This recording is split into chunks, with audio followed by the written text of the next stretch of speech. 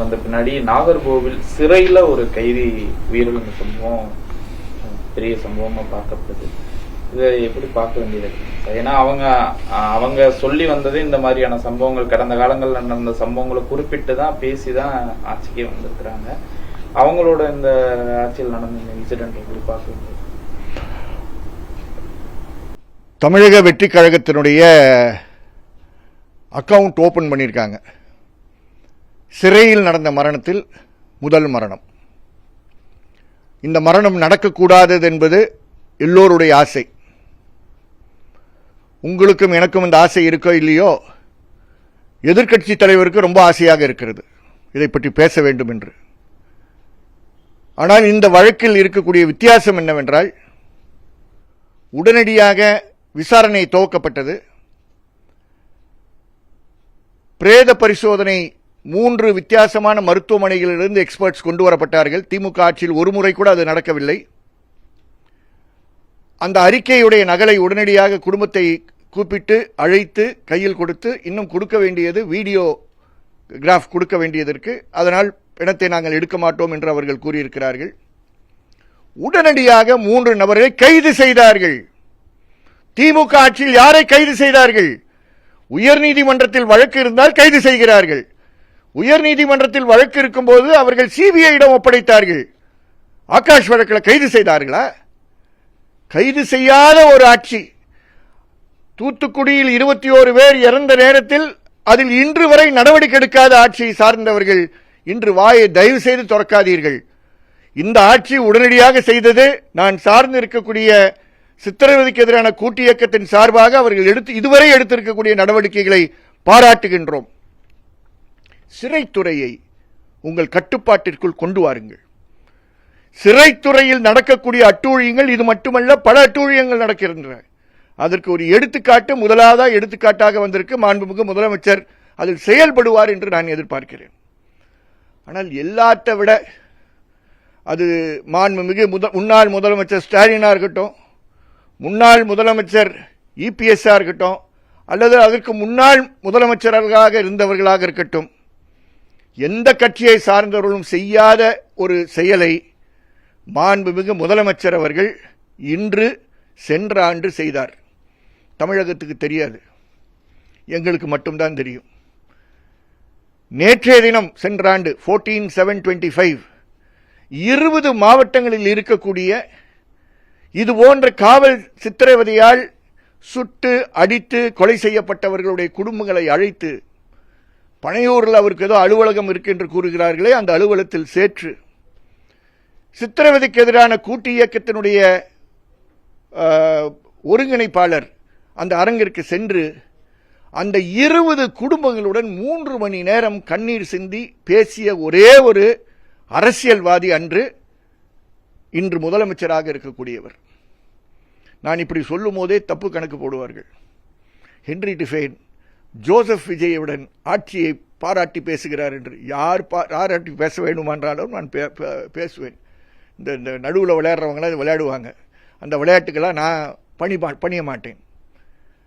பார்த்து அடுத்த நாள் இன்று சென்ற ஆண்டு 15/7/25 சித்திரவதைக்கு எதிராக, இது போன்ற காவல் மரணங்களுக்கு எதிராக வாயை துறந்து 5 குடும்பத்தை சார்ந்தவர்களை மேடையில் வைத்து ஓமந்தூர் மருத்துவமனைக்கு அருகாமையில் இருக்கக்கூடிய கூவமாற்று பகுதியில் இருக்கக்கூடிய அந்த ஆல் இண்டியா ரேடியோ ரோடு வரைக்கும் இருக்கக்கூடிய ஒரு மாபெரும் போராட்டத்தை நடத்தினார்.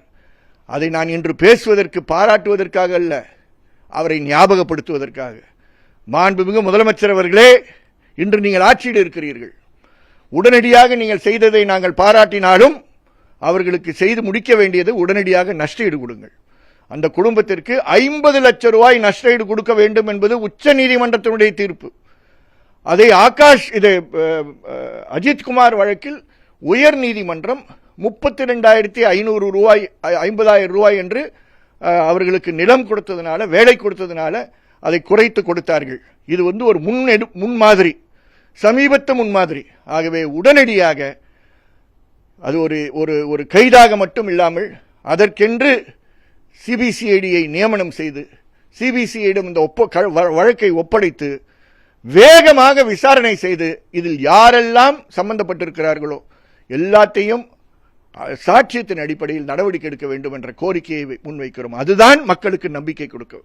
சார், என்ன இருந்தாலும் அவரு இவ்வளவு விரைவான நடவடிக்கை பாராட்டத்தக்கதா இருந்தாலும் சம்பவமே நடக்க கூடாதுன்றதான சார் எல்லாரும். அதான் நான் சொல்றேன், முதல்ல எடுத்த வார்த்தையை நான் வந்து இது போன்ற சம்பவங்கள் நடக்கக்கூடாது என்றான். இது போன்ற நம்ம சம்பவங்கள் நடக்கக்கூடாது என்றால் உடனடியாக டிஜிபியா இருந்து இப்ப டிஜிபி பிரிசன்ஸா இருக்காருல்ல, அவரிடம் தமிழகத்தில் இருக்கக்கூடிய எந்த சிறைக்கும், அடித்து கூறுகிறேன், எந்த சிறைக்கும் நான் அபிஷியல் விசிட்டர்ஸ் கிடையாது. இதே நாகர்கோயில் சப்ஜெயிலா இருக்கட்டும், டிஸ்ட்ரிக்ட் பிரிசனா இருக்கட்டும், பாளையங்கோட்டை சிறையா இருக்கட்டும், எந்த சிறைக்கும் நான் அபிஷியல் விசிட்டர்ஸ் நியமனம் செய்யப்படவில்லை. இறந்தவர் வந்து ஒரு மாற்றுத்திறனாளி.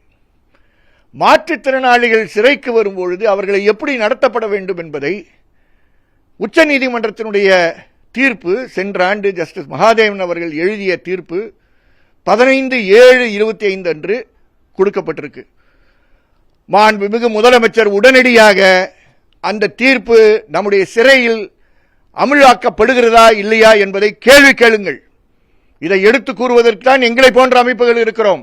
ஆனால் இதனுடைய பணி செய்ய வேண்டியது டிஜிபி பிரிசன்ஸை அழைத்து அவர் இந்த பணியை செய்திருக்கிறார்களா என்று பாருங்கள். அப்பொழுதுதான் இது ஒரு இறப்பில் நடந்ததனால வெளியே வந்துருச்சு.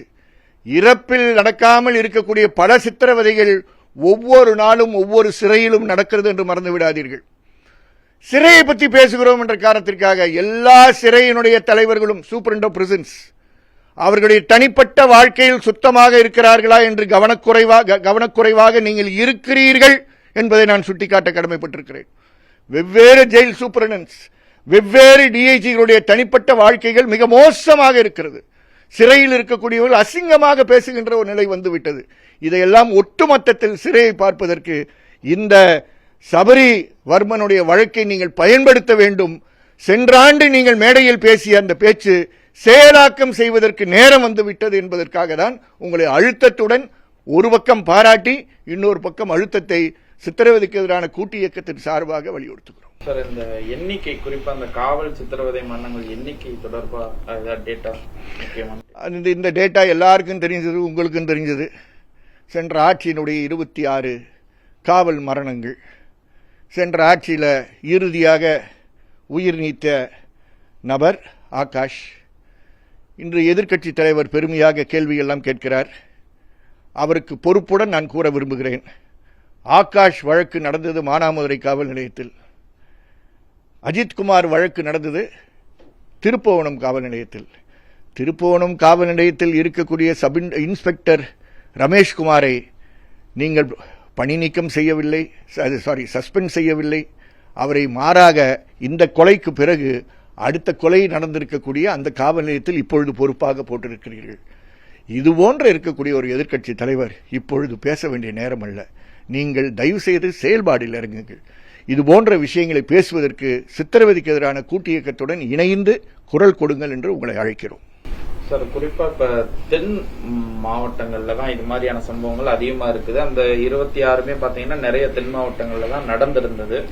இங்க இருக்கிற போலீசாருக்கு ஏதாவது கூடுதல் பணிச்சுமை அந்த மாதிரி என்ன இருக்கு, அவங்களுக்கான இதை என்ன பண்ணணும், ஏதாவது அதுல ஏதாவது, ஏன்னா முதல்வர் தான் காவல்துறை கையில வச்சிருக்கிறாரு, ஏதாவது சிறப்பு? கண்டிப்பாக முதலமைச்சர் அவர்கள் தென் மாவட்டங்களில் வெவ்வேறு காவல் நிலையங்கள் யார் இருக்காங்க, இது சித்திரவதை சிறையில் நடந்த காரணத்தினால் சிறை அட்மினிஸ்ட்ரேஷனை முழுமையாக பார்ப்பதற்கான ஒரு நேரமாக பயன்படுத்திக் கொள்ளுங்கள். நாகர்கோயிலுக்கு பக்கத்தில் இருப்பது பாளை சிறை.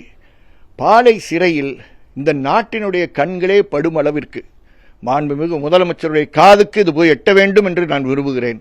சாதியின் அடிப்படையில் ஒரு சிறை பிரிந்து இருக்கு என்றால் அங்கேதான் பிரிந்து இருக்கு. இங்கே நடக்கக்கூடிய பல கொடூரமான கன்ஸ்பிரசிஸ், அந்த கன்ஸ்பிரசிஸ்லாம் பாளை சிறையில் தான் தயார் செய்யப்படுகின்ற குற்றச்சாட்டை வெகு உங்க பத்திரிகை மூலமாக நான் கூறுகிறேன். ஆகவே தயவு செய்து பாளை சிறையை கவனமாக பாருங்கள். மிக மிக கோடீஸ்வரர்கள் இன்று பாளை சிறையில் அமர்ந்து மிக கொடூரமான குற்றங்களை அங்கிருந்து தீட்டிக் கொண்டிருக்கிறார்கள் என்ற செய்தி எனக்கு காது கேட்டுகிறது. இது அசிங்கம், உங்க ஆட்சிக்கு அசிங்கம், உங்க சிறைத்துறைக்கு அசிங்கம். உடனடியாக இந்த வழக்கை நீங்கள் பார்க்கிற அதே நேரத்தில் எல்லா சிறைகளுக்கும் போட வேண்டிய நான் அபிஷியல் விசிட்டர்ஸை நியமனம் செய்ய வேண்டிய தருணம் இதுதான்.